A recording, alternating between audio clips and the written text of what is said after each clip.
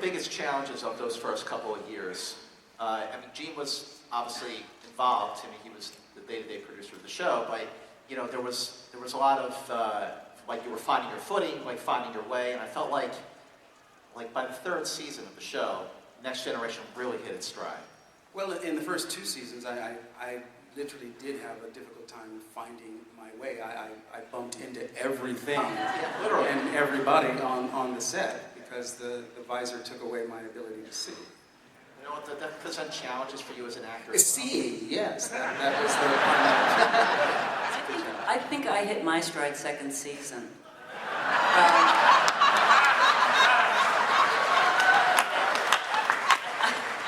I think I like found what it was, you know. But well, that was definitely your best season. I know. I had it right. You killed that season. Actually, for me, one of the actual things that was hard, and I'm sure they'll corroborate this, I had a hard time with all the props and stuff not making noise because it was supposed to be this quiet atmosphere and ship, and I would just, I don't know, I would hit things and clunk it after someone's scene, and all of the props, I did have a lot of them, and so that was kind of a challenge, but, you know, whatever. Gates, you were wonderful props. We called you Miss Props. Yeah. Thank you. Thank you so much. You know, I think that this is a very, I'm speaking from my heart. Sorry. You said third season. Third season, definitely we sort of gelled mostly, but I think second season we really started to come on, and I'll tell you why. We were not taken completely seriously, I think, in our first season. We were pretenders. What are they doing? Why are they here? Why are they doing another Star Trek? They can't possibly do what the original did. And I think something happened in the hiatus between the first and second season. I got a phone call from Rick Berman, who was producing the show, and he said, "I've got really exciting news." And I said, "What's that?" And he goes, "We have a new character on the show coming on the second season." And I went, "Oh, wow." He goes, "And let me just say this, big movie star." And I was like, "Wow, who is it?" He goes, "Well, guess." And I said, "Well, give me a clue." And he said, "Jewish." And I said, "Gotta be Judd Hirsch, right?" And in fact, he said, "No, it's Whoopi Goldberg." And I was like, "What?" Because Whoopi was a huge movie star at that time. And he said she had called and said, "I want to be on the show." And they said, "Well, we'll write an episode for you." She said, No, you don't understand. I want to be on the show." So they created Guinan. They built a set for her, 10 Forward, which was phenomenal. And I think the world sort of looked at us a little differently starting in our second season.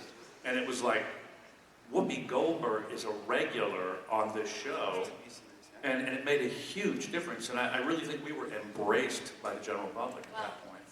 Well, yesterday, Whoopi Goldberg was right on the stage. She made her first ever appearance at a convention. And by the way, did she not have a blast? And she told the story, Levar, that you were very instrumental in making that happen.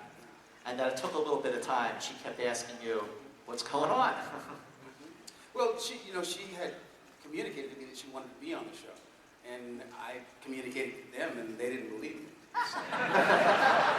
So that's why it took a little time, because Rick Berman thought I was lying. Scott, did she say anything about me? She loved that deleted scene with Guinan and David. But you were talking about the legitimacy that she brought to the show. Yeah. And I told a story yesterday how when I was watching The Child, the first episode of that second season, you know, my mom was walking by the TV and she's like, "Whoopi Goldberg?" And then she sat down and then she realized she was watching Star Trek. So, you know, that's definitely legit, you know, and it just really, like Michael Piller, I feel like really turned things around.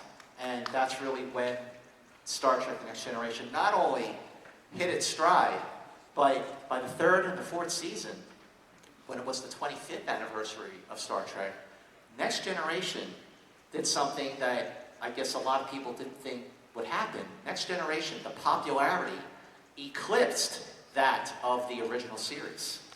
So,